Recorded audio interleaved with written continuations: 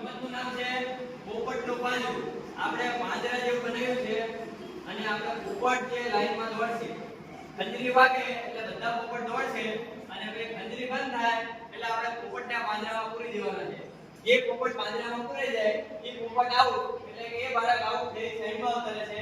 ફરીથી ખંજરી વાગશે, ફરીથી પોપટ બધા દોડશે અને ફરીથી આગળ ગેમ ચાલશે. તો બધા રેડી? ચલો કરો સ્ટાર્ટ.